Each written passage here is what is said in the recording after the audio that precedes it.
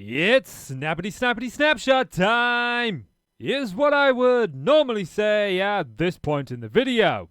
But today is a little bit different. Because yesterday when I waited eagerly for the new snapshot to come out and I was disappointed when it didn't drop, I soon found out this morning exactly why it didn't drop. And oh my, is it a good reason? Getting distracted for a moment. How long has Crying Obsidian done this? I have never noticed this about Crying Obsidian before. Today, they have released the very first pre-release of the Happy Ghast 1.21.6 update. Now, aside from adding some new features, the big thing about the pre-releases signify the fact that we are closing in on that final release.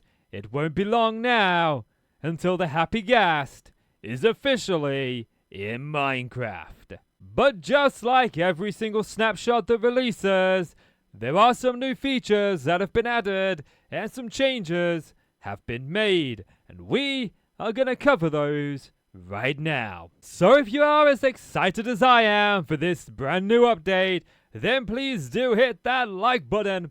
And if you want to stay up to date with all the new features that are coming to Minecraft in every single snapshot in the future, then make sure you hit subscribe. And let's get covering everything coming in the new pre-release. Oh, look at the cute little bunnies.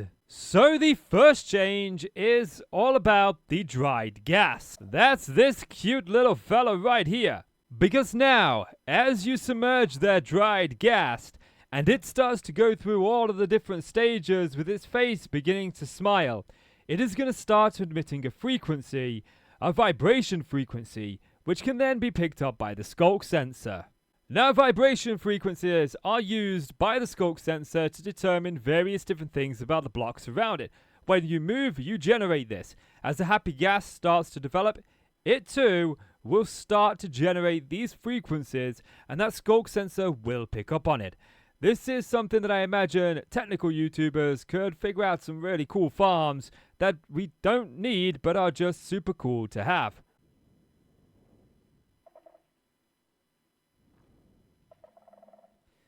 Now you can start to see it working there. And sometimes when it gives off the particles and it gets slowly happy, this will vibrate and it will light up and let us know that. I don't know how many stages the Happy Ghast or the dried ghast has to go through before it can indeed become a Happy Ghast, but this is picking up each of the stages. Now, as I'm watching this, I'm asking myself a really intriguing question. Is it possible, using redstone, that we could have some sort of system set up that would alert us as to when the Happy Ghast is finally ready to no longer be dried out, and we can start riding him by using shulker sensors? I bet there is, you know. Now moving on to the next feature. And we are immediately brought back to our shulker testing zone. Here's a new feature. It has to do with the horses. We recently saw the fact that now you can tame a horse.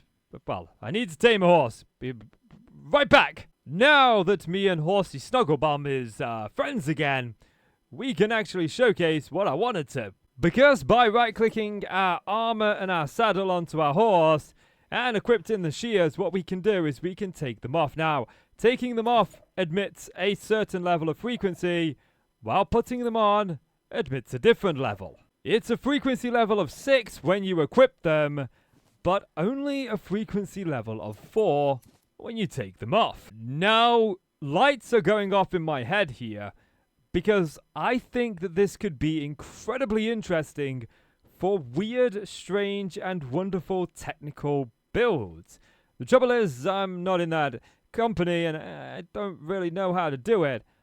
But if you're a technical Minecrafter and you can think of some really obscure and unique uses for this, then let me know in the comments, because I am genuinely curious about how this can be exploited to do all kinds of imaginarily wonderful and awesome things. Oh, we had a friend, he came right up and he sat down and he's just chilling out. Hello, Foxy. You want to say hello to the happy ghasts or the dried up ghasts? No, just want to walk all over them. Fine, you do as you do. Now that we are moving on to the next change, has to do with the dried ghast sounds and what they emit as an ambient noise, which can be heard best when we put some down and we just lock them in so that the water doesn't go everywhere, and we start to submerge them. So it used to be that these sounds were controlled in the music and sound option by the ambient environment. Changing this would change the amount of sound that they would produce. But now it's been changed. But for some reason it's not to the creatures, it's actually on the block slider. I guess that's because the happy ghast, or the dried ghast actually that we've got here, this little fella right here in my hand, is kind of a block. Like, until it becomes a happy ghast, it's just a unique block, and I can see players utilizing this as, like, look, that looks pretty cool. Like, exactly what I was trying to say. I could definitely see players using this as a building block. Now, the final big change within this pre-release has to do with the happy ghast, but unfortunately, I'm not really in a position to showcase it fully, as it has to do with if you have friends in your world and you are flying the happy ghast. It used to be that the happy ghast would just go through another player's happy ghast, but now if they were to collide, they would bounce back and no longer go right through each other. So the happy ghast can happily bump into his friends and give them a little bit of a fist bump saying hi. Now, another huge change. I don't understand, it's far beyond my technical knowledge of Minecraft, but I am going to cover what I think it means. Now, the data pack version has been updated, which now means that dialogues can now be configured if they pause the game and if they close after an action is taken. Every dialogue can now have inputs and submit information. Now, there was once upon a time I tried developing a game, and in that game you would have like clauses that you could use. For example, you could have an action be taken if the player was to press yes, and a different action if they were to press no. This would be a completely different conditional branch generated. And I'm wondering if that means that if the player says yes, you can give them diamonds, and if they say no, you give them rotten flesh.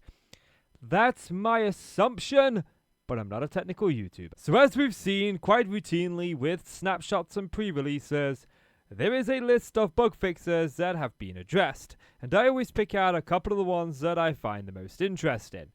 So the lectern model extends past the inventory slot. That was a bug, should never have happened.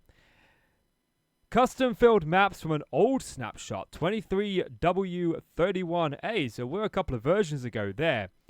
And earlier, don't upgrade to the later versions properly. Now, I noticed this in one of my worlds, that just maps weren't upgrading. And I would love to continue listing the bugs that I find interesting, but I have discovered a bug myself.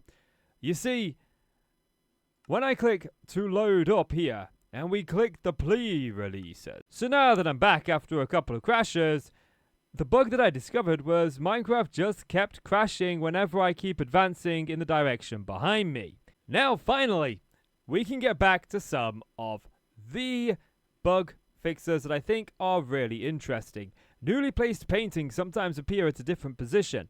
I've never noticed that, but that's been fixed. The menu background is not shown for a short amount of time when leaving a world from a dialogue. Again, I haven't noticed that because I don't play around with dialogues. But the big one that I think here, the big one that they've changed, that they've finally fixed, is players can fall through happy ghasts. You don't want to be doing that. Could you imagine in a hardcore world, you're flying your happy ghast and then all of a sudden, yep, thousands of days gone down the drain. And another good one that they've fixed is FPS drops due to clouds. I turn clouds off because I just don't like the Minecraft clouds. Even with the new features, they're better, but I still don't like them all that much. And then items bigger than the size of a slot incorrectly bleed over onto other items. Now, I've noticed this a lot in modded Minecraft, but not so much in vanilla. But there we have it. The Happy Ghast update is almost here. And these pre-releases may come more than one a week. We could see another one tomorrow. In 2 days, it could be that the final update is released a week today. But I'll be sure, whenever that happens, to cover those updates as soon as they drop. So if you want to stay up to date, then do like, do subscribe, and thank you very much for watching. I'm Casey, you are the awesome folk, and I will see you in the next one. Bye!